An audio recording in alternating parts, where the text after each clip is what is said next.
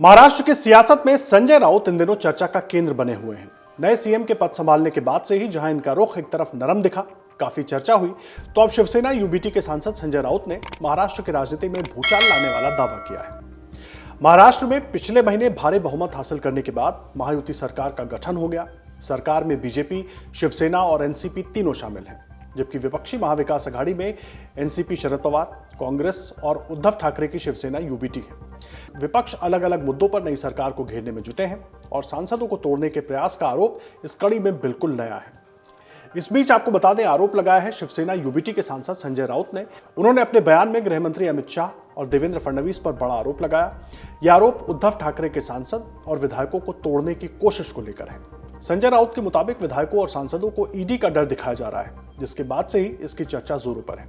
आपको बता दें कि संजय राउत ने बुधवार को कहा कि उप मुख्यमंत्री अजीत पवार के नेतृत्व वाली एनसीपी शरद पवार के नेतृत्व वाली एनसीपी में फिर से फूट डालने की कोशिश कर रही है।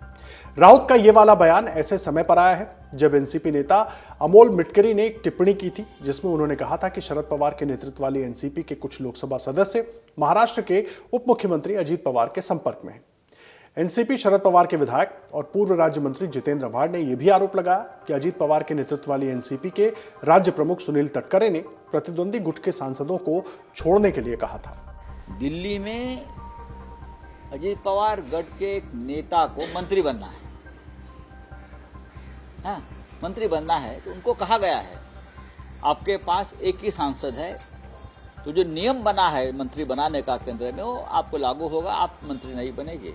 अगर आप 7 सांसद लेके आते हो कहां से, पवार साहब से, तो आपको मंत्री बनाएंगे। तो इसीलिए सब चल रहा है, उनका कोटा पूरा कर रहे हैं मंत्री बनने के लिए। ना उससे देश को फायदा है, ना उससे, ना महाराष्ट्र को फायदा है। खैर, संजय राउत ने कहा कि वरिष्ठ एनसीपी नेता प्रफुल्ल पटेल और तटकरे को शरद पवार के नेतृत्व वाले गुट में दलबदल कराने का काम सौंपा गया है।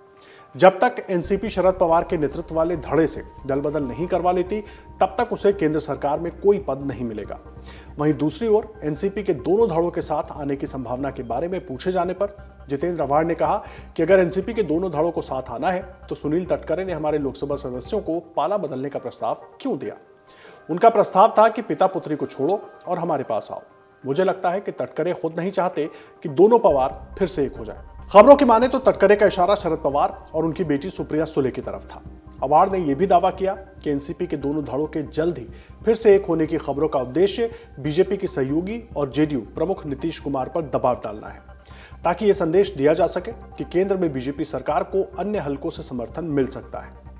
महाराष्ट्र की अगर बात करें तो पिछले कुछ सालों में राजनीतिक समीकरणों में कई बदलाव हुए। 2022 में शिवसेना में टूट के बाद उद्धव ठाकरे के पास 20 विधायक और शरद पवार के पास 10 विधायक हैं। लोकसभा चुनाव 2024 में महाविकास अघाड़ी ने मजबूत प्रदर्शन करते हुए 48 में से 30 सीटों पर जीत हासिल की थी।